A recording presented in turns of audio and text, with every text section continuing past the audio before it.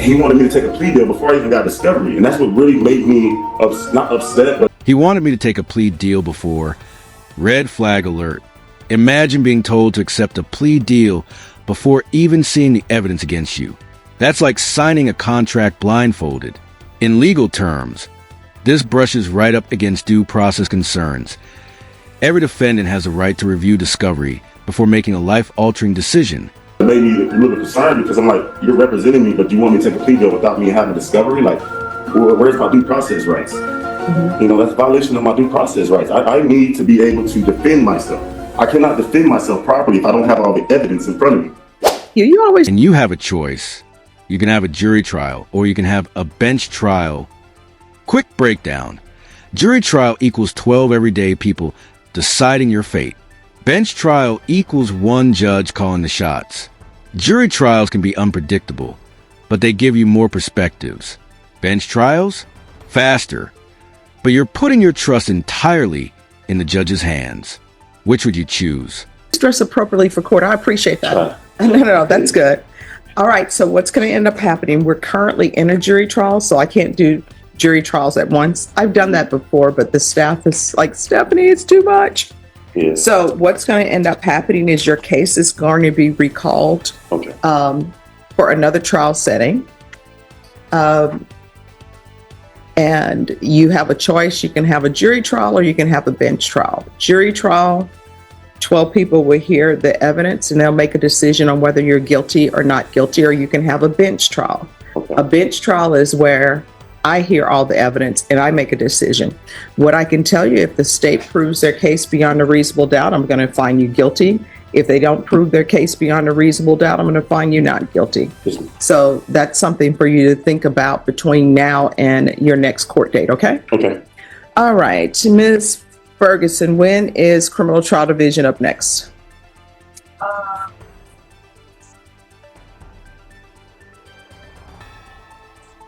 Not until 20th, the 20th.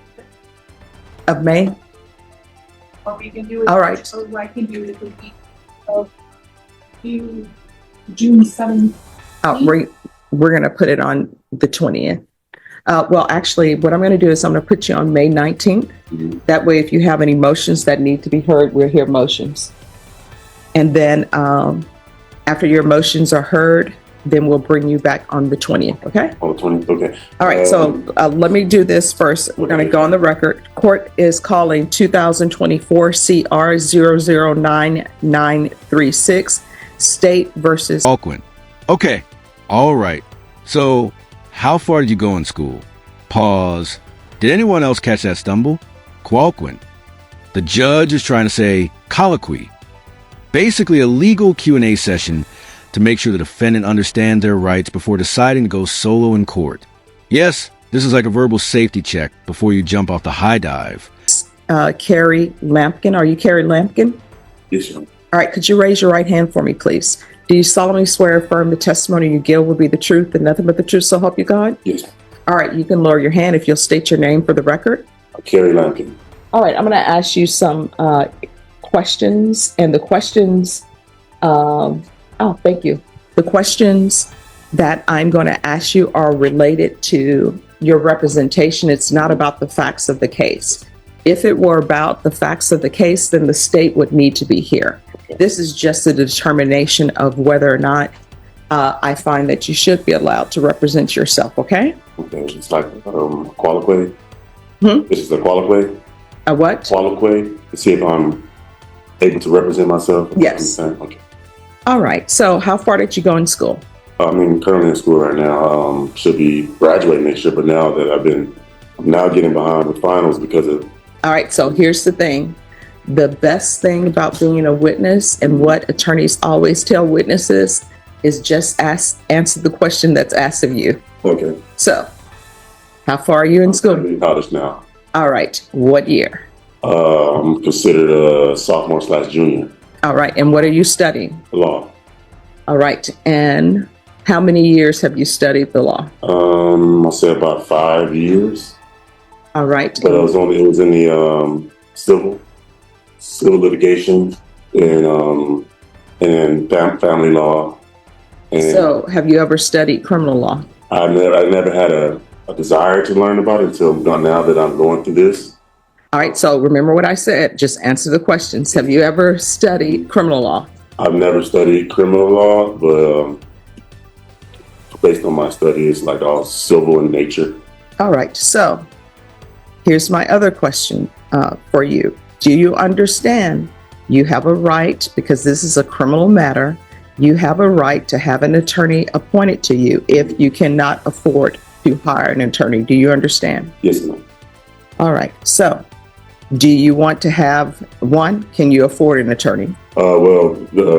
That's yes or no? At the moment, no, because of All right, then the next question. Here's the thing. Just listen to the questions. All right. Are you able to afford to hire an attorney? No. All right. Would you like an attorney appointed to you? That's Trial. You decide you're over your head and you need an attorney. That's not going to happen. This is where the tension spikes. The judge is drawing a hard line. If you ditch your lawyer now, you don't get to backtrack later when the trial gets tough. Self-representation sounds empowering until you're drowning in objections, evidence, rules, and legal jargon. either yes or no.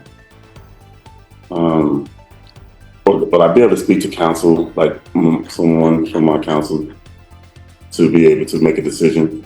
I don't want to just rush and say yes and no when I don't. No, I mean, here's the thing. You don't get a chance to choose who your attorney is. Yes. My question for you is, and I just want you to answer my questions. Yes, Would you like to have an attorney appointed to represent you? That's either yes or no.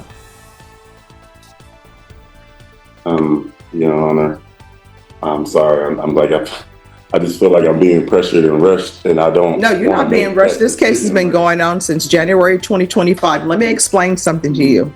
When this case comes to trial, it is going to trial. Yes, ma'am. There's not going to be at the last minute, I decided I don't want to do this. Let me get an attorney and get another reset. That's not going to happen.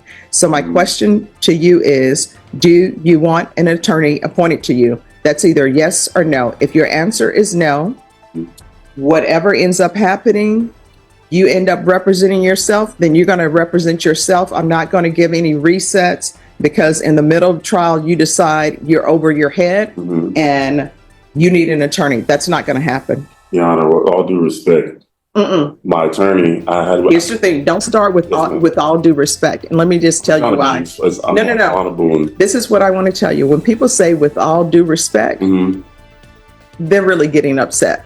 And usually what comes after with all due respect is not with respect. It's like when people say, let me be honest with you. Usually what's coming is... I was helping you with your motion to say, is this what you mean? Translation. The judge is done hand-holding. If your motions aren't filed correctly, they'll just be denied. No corrections, no hints, no mercy. This is courtroom survival mode. And the defendant is heading into battle without armor. Not honesty. I'm so sorry. I wasn't trying to go that route. No problem. I was just wanted to say, with all respect, Your Honor, the reason why I withdrew from my attorney, there was an issue with discovery since day one. Okay, here's the thing. I don't get into things about you and attorneys and what happened with your previous attorney unless your previous attorney is here to give their side of things. Yes. So, like again, Your Honor, so I'm not afforded my due process rights. I don't know. It's like, to me, it's like you're making a judicial decision, and I don't. It's not. It's either you want an attorney to represent you. To make that decision, because I don't want to make the right decision if I'm going to defend myself. I'm already lack of discovery. My answer to you is no. Yes. If you want an attorney appointed to represent you, that attorney is going to be appointed today. You're going to meet them today. If you don't want an attorney appointed to you, then one will not be appointed to you. And your next setting is going to be a jury trial. And when you come in, it's going to trial. That's where we are. And I'm going to tell you again, previously, when you were saying you were filing your bill of particulars, I am not going to be an attorney for you. I'm not going to show you how things legally should be done or the legal process, because the last time you were here, I was helping you with your motion to say, is this what you mean? I'm not going to do that anymore. I'm just going to look at your motion. And if your motion is not in the proper order, if your motion is not asking for appropriate things, it's just going to be denied. So it's not going to be my job to walk you through questioning of witnesses. I'm assuming if this goes to trial, the state is going to call witnesses. Okay. Not going to be my job to help you cross-examine them. It's not going to be my job to teach you the rules of evidence or criminal procedure. That's going to be all on you. And if you're not following those rules and the state objects, and it is an appropriate objection, then it's going to be sustained. Yeah, I'm not asking for any legal advice or... You have been, though, because the motions that you've been filing have not been appropriate motions. Your bill of particulars, when I read it, it's really not a bill of particulars. What it is a request for this is going to be going to trial. Like, I'm trying to be respectful as possible, Your Honor, No. but you're applying pressure on me to make a decision, and everything is moving fastly. Like, I don't consent to go to jury when my due process has been violated. I'm praying that you can hear me out, but it seems like you're pushing me into making a decision without... No, so let me just explain something to you. Your attorney was here at the last hearing. Your attorney said that he's already shown you all discovery and you've received that. And here's the thing, you're saying that's not true. I have substantial evidence, Your Honor. But listen to me, put on your listening ears. Yes, ma'am. This is what I'm telling you. Your attorney, the attorney that you hired, I didn't hire him. your attorney, I didn't hire him. your attorney said that they gave you all the discovery. Sometimes people receive discovery and they don't like what they're seeing. That's fine. That attorney is a good attorney. Mm-hmm. That attorney has not had any violations, no ethical concerns by this court or by the state bar. That attorney said that you had already received all of the discovery. That attorney even has a portal on his website where his clients can go in and look at the discovery that he's received. He said that you've already received that. So you're coming to me saying that you haven't received discovery. Your attorney says you have. Yeah. So, nope, let me stop you there.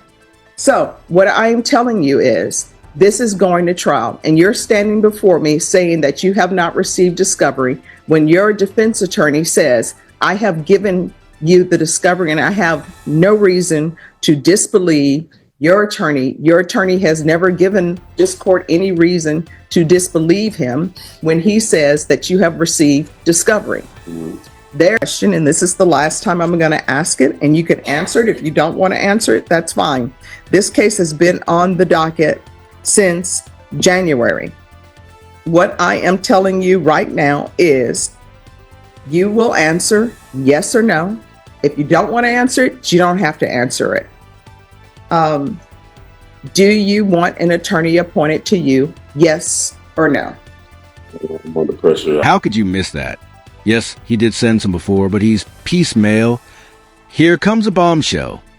The defendant claims discovery was trickled out piece by piece, sometimes right before hearings. That's like getting puzzle pieces after the game has already started. If true, it raises serious fairness issues. But remember, the judge already trusts the attorney's word over defendants. I don't understand. All right, that'll be no. Being Ms. respectful. Ferguson, place this on the jury trial with Judge Angelini on June 16th. So I'm not able to talk, Your Honor. Sure, you can talk. Go ahead. So I have placed on the record, Your Honor, substantiating evidence of the proof that I have not been able to receive discovery. On May the 3rd, May the 3rd, I have received an email of some more discovery that my attorney sent me after I filed a motion to withdraw from him. The only reason why I filed this motion to withdraw from him is because of the lack of discovery since day one. You know, Your Honor, every time we came there, it was, oh, Your Honor, the file's too big. Oh, Your Honor, I don't have, I haven't got it from Jason. Oh, Your Honor, he has to come in and buy a hard drive. Like, he made me as his client get a hard drive to go get it, and he still didn't give it to me in a hard drive. Your Honor, I have substantiating evidence to prove my facts, and I have submitted it. I have filed it in the clerk with the clerk. So if he's willing to say what he said to you in court that he sent me discovery, I would love, Your Honor, if he could do a sworn affidavit statement stating what he said so it could be put into He's an evidence. officer of the court, so he doesn't have to do a sworn Yes, affidavit. I understand, but I put the burden of proof. I showed the burden of proof, Your Honor, of my facts. I'm showing you that I did not receive discovery until Saturday, 2 days before trial, 2 days before court date hearing. If you can look in the system, you'll see an affidavit statement signed by a notary that I signed under perjury, under sworn. I swore in, and under perjury. I'm not trying to go to jail over lying. I'm telling the truth, Your Honor.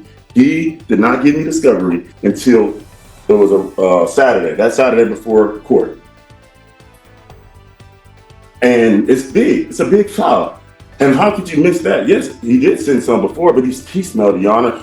1 month, 2 months out, 2 weeks after that, in 1 month after that. It's like he's been piecemealing this stuff to me. And then he says that, oh, the file's too big. And this would make me make the decision to withdraw for counsel because he's not the best fit for me. Maybe he's a good attorney, but he's not probably the good fit for me. And this would make me want to represent myself because I wanted an attorney. But after I went through 6 months with dealing with him, and I was very patient, very patient. I didn't say a word. I didn't get upset with him.